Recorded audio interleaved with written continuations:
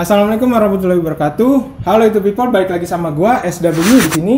Apa kabar kalian semua yang sudah menonton video ini? Semoga kalian baik-baik saja, sehat selalu dimanapun kalian berada. Oke, jadi pada video kali ini gua bakalan jelasin hasil dyno dari motor gua nih, si Fulan.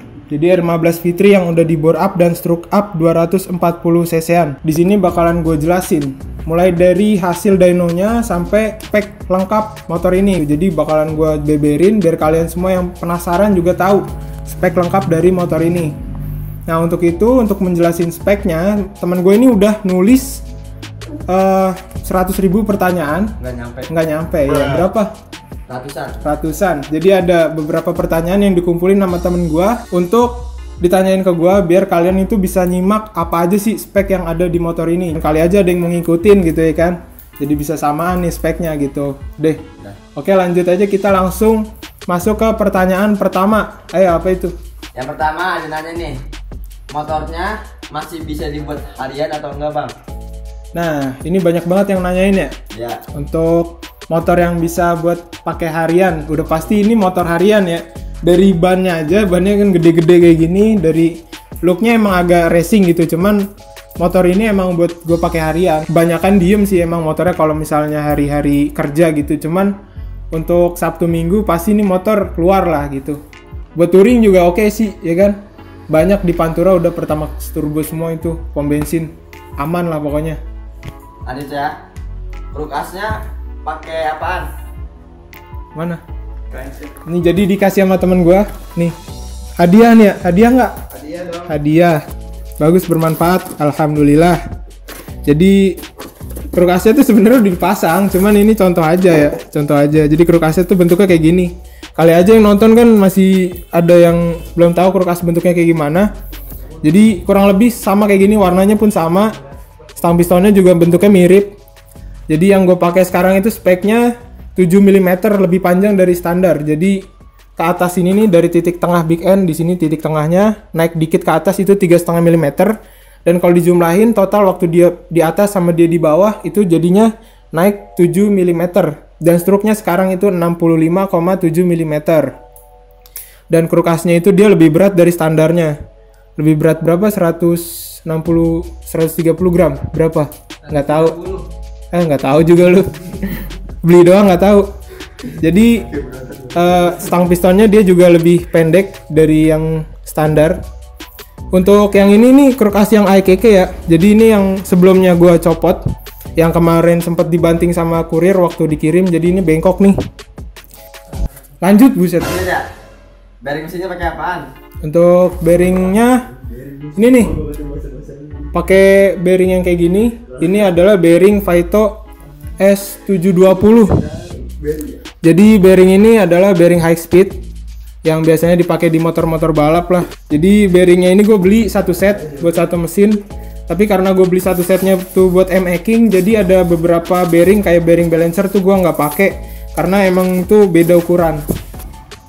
Kopling, ampas sama pernya pakai apaan? Untuk kopling, di sini gue pakai rumah koplingnya itu merek XTR, itu punya Fiction Orb. Yang XTR ini hyperclutch, ada 6 per. Untuk bos rumah koplingnya ini dia pakai punya WR155. Jadi dia udah pas tuh, tinggal pasang doang. Dan untuk kampas koplingnya ini dia pakai yang 5 lembar. Jadi untuk kampasnya lebih banyak 2 lembar daripada R15 Fitri. Jadi anti selip nih ceritanya. Dan kampasnya juga pakai yang punya WR155. Dan ini lebih bagus, jauh lebih bagus daripada R15 Fitri karena ini buat motor trail ya kan. Terus juga per koplingnya, di sini per kopling gue pakai punya Ninja RR yang standar dari Kawasaki. Jadi punya Ninja RR ini gue udah tes dibandingin sama per kopling yang racing. Kemarin gue pakai alat gue tes tekan gitu. Yang racing itu ada yang lebih pendek setelah dites, ada yang bengkok. Sedangkan yang punya Ninja RR ini tetap lurus dan panjangnya itu tetap sama setelah dites. Jadi gue percaya sih sama standarnya Ninja RR per kopling. Pompa olinya standar apa udah standar? Untuk pompa oli di sini gue pakai standar, cuman gearnya ini gue rubah. Jadi untuk puterannya dia itu lebih cepat. Jadi kalau misalnya putaran yang standarnya itu olinya keluarnya dikit, yang sekarang itu karena muternya lebih cepat, dia olinya bakalan keluar lebih banyak. Jadi pelumasannya itu bakalan lebih maksimal. Dan dari situ juga volume olinya gue tambah. Selanjutnya magnetnya dibubut atau enggak? Magnet ini di sini gue pakai magnet standar punya R15 Fitri. Cuman karena dulu itu pernah gue bubut waktu spek mesinnya masih 180 cc-an ya, 183 cc-an. Jadi ya kondisinya sekarang ya udah terbubut gitu. Blok seharnya pakai apaan bang? Sama pakainya ukuran berapa? Untuk bloknya di sini blok pakai punya BRT yang 68 mm, blok Gorilla ya, yang double cooler. Jadi dia tuh ada siripnya untuk dinginin pakai angin. Dan tetap ada water jacketnya untuk dinginin pakai radiator. Jadi bloknya ini lebih gede dari standarnya.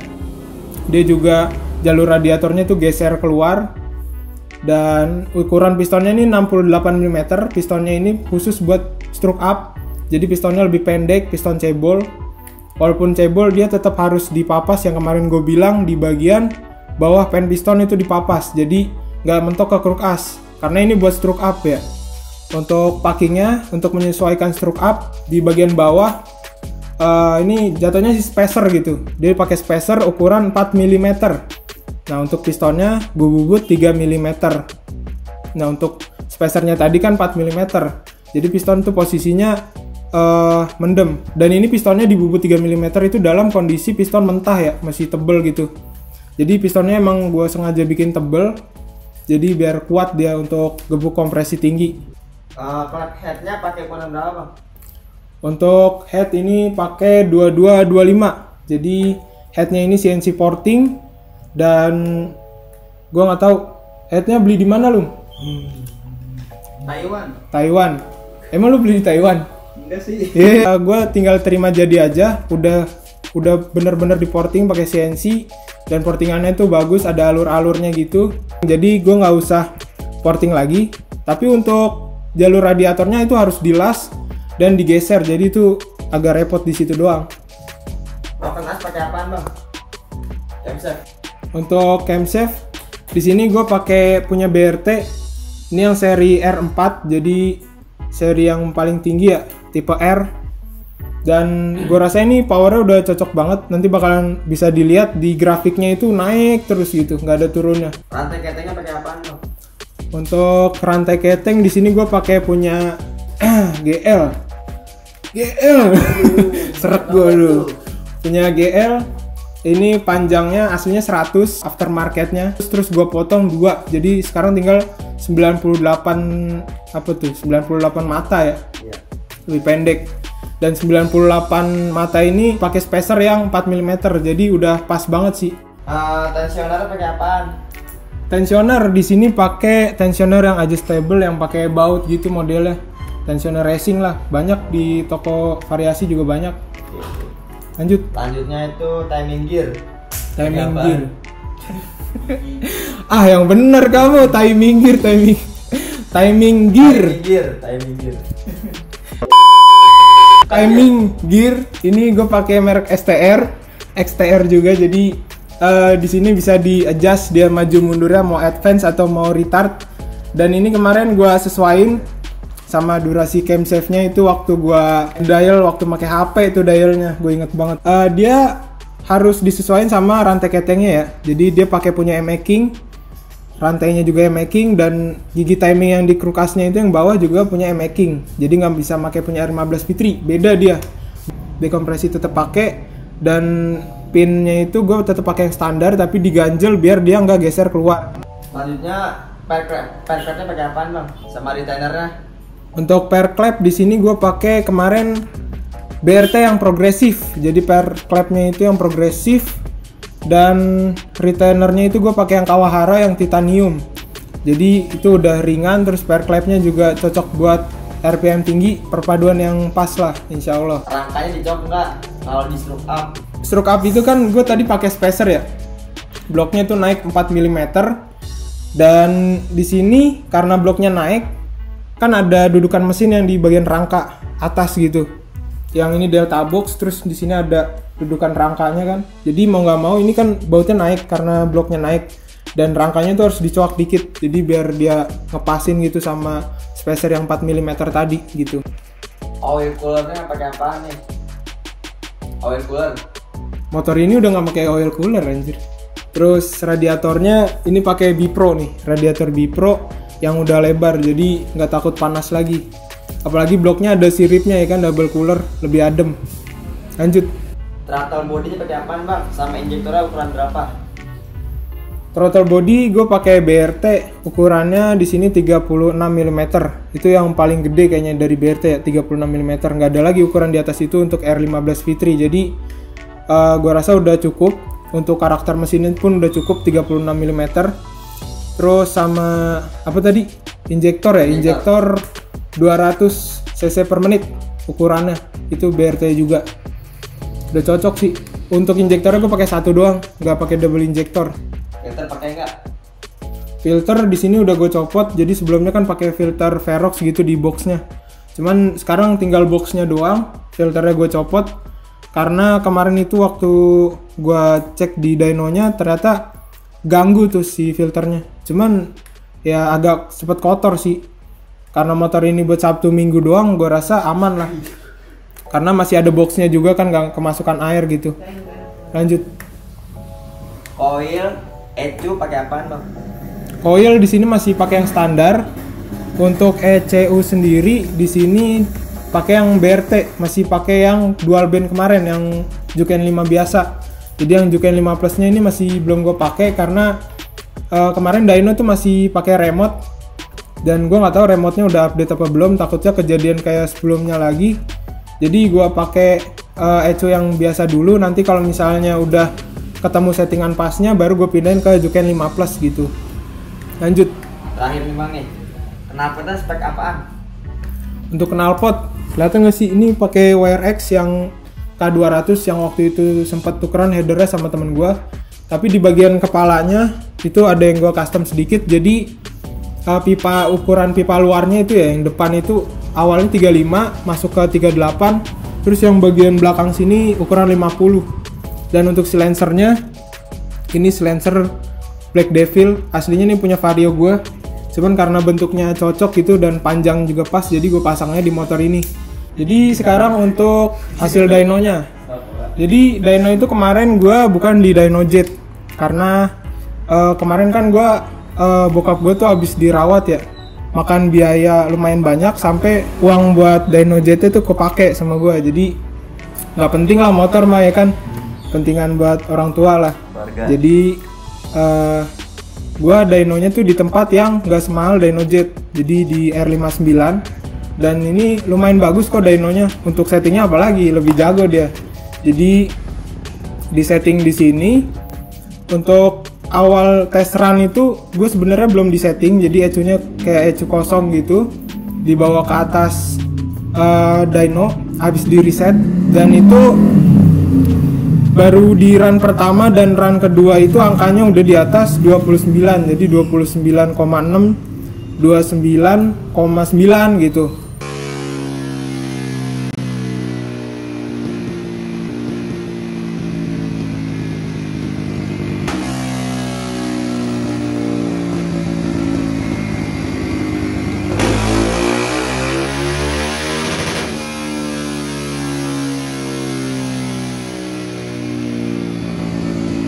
Dan itu posisi si ECU-nya ini masih belum disetting ya, jadi kayak habis di reset gitu. Dan AFR-nya itu masih ngaco. Dan gue rasa ini udah gede banget nih, walaupun AFR yang ngaco udah lumayan lah. Udah bisa tembus hampir 30 gitu, 30-an lah. 29,9 gitu ya kan. Nah, setelah itu motornya disetting ya kan.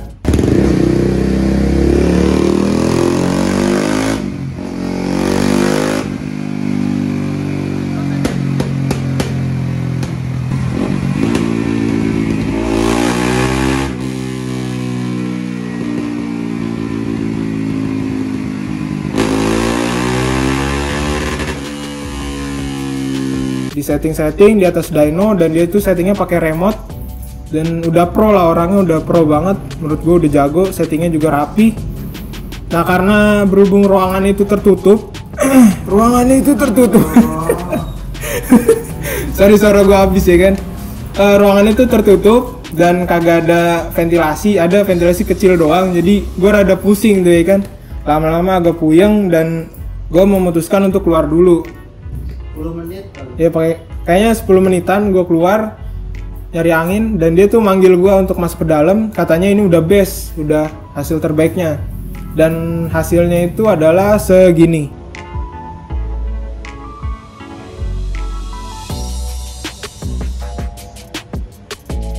Untuk hasilnya tuh lumayan jauh menurut gue.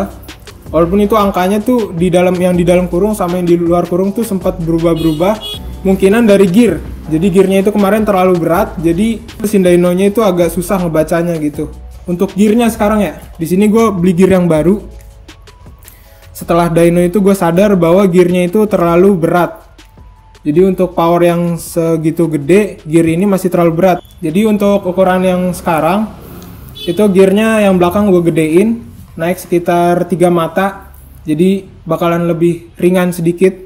Dan untuk itu gue sempat bikin perbandingan speednya nih. Untuk speed yang lama nih gue bandingin sama motor ZX25R. Walaupun gue bandinginnya cuman sama-sama speedometer GPS gitu. Gue bandingin sama video orang lain di YouTube, video YouTuber dari Thailand gitu.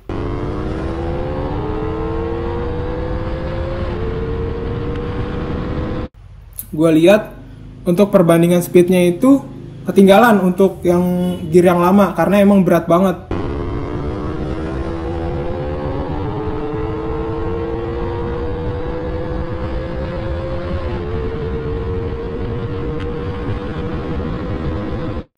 Untuk gearnya sekarang pakai depan itu 16, yang belakang 40, yang sebelumnya itu depan 16, belakang 37. Jadi rasio final gearnya itu bakal lebih ringan sedikit dan targetnya itu gigi 2 bakalan bisa sampai 86an. Jadi lebih turun ke bawah, tapi ganti giginya lebih cepat. Karena kalau kita lihat waktu motor gua masih gigi 3, ZX25R nya itu udah gigi 4.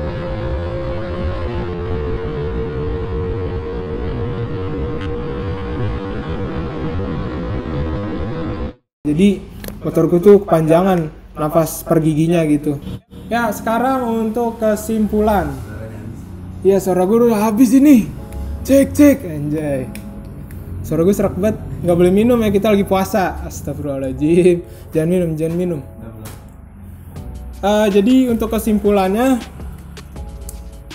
motor gue ini apaan sih, gue lupa anjir kesimpulannya. Jadi di sini kesimpulannya, gue sadar kalau misalnya motor kenceng itu intinya adalah duit yang banyak. Jadi bener nggak tuh? Benar. Jadi kalau misalnya lu mau motor yang kenceng, duitnya harus banyak. Kalau misalnya mau banyak diganti part racing ya duitnya harus banyak. Jadi yang motornya kenceng adalah yang duitnya banyak. Tapi nggak juga anjir. Kalau banyak akal juga motornya bisa kenceng. Tapi banyak akal nggak punya duit nggak jadi juga ya. Ya intinya duit lah. Terus kalau misalnya nggak mau ribet, langsung aja kalian beli motor yang udah 4 silinder. Pasti kenceng nggak tuh? Kenceng nggak? Kenceng banget katanya. Iya lah, udah tahu dia udah punya soalnya ya, udah punya. Jadi gue tuh bikin motor ini cuman buat hobi doang sebenarnya, bukan buat kayak diadu-adu gitu, balapan, adu-adu kecepatan, terus tes top speed gitu, nggak gitu juga sih sebenarnya. Gue lebih ke bikin mesin. Gue berhasil nggak tuh untuk ngedesain mesin yang kuat, powernya gede dan juga tahan lama gitu. Jadi gue cuman pengen ngetes kemampuan diri gue, dan kalau misalnya gue berhasil, gue pengen bagiin ke kalian semua biar kalian ini yang pengen tahu juga bisa ngikutin nih hasil dari riset gue juga gitu. Terus yang terakhir tuh banyak-banyak bersyukur aja sih, Masya Allah. Jadi kalau misalnya manusia ya dikejar nafsu nggak bakalan cukup. Motor spek segede apa juga nggak bakalan cukup ya kan. Namanya orang nggak bersyukur ya kan kagak bakal cukup. Benar. Kalau kita bersyukur motor standar juga cukup ya kan. Cuman kemarin gue belum bersyukur aja makanya dibor stroke up ya kan. Yaudah mungkin videonya sampai sini dulu ya karena dikit lagi mau buka. Sekarang jam berapa? Jam 1 ya? Jam 1 siang ya. Videonya kayaknya bakal gue tutup sampai sini dulu aja. Makasih buat kalian yang udah nontonin. video fullan dari proses pertama belah mesin sampai sekarang udah selesai di dyno. Semoga kalian bisa dapat ilmunya. Assalamualaikum warahmatullahi wabarakatuh.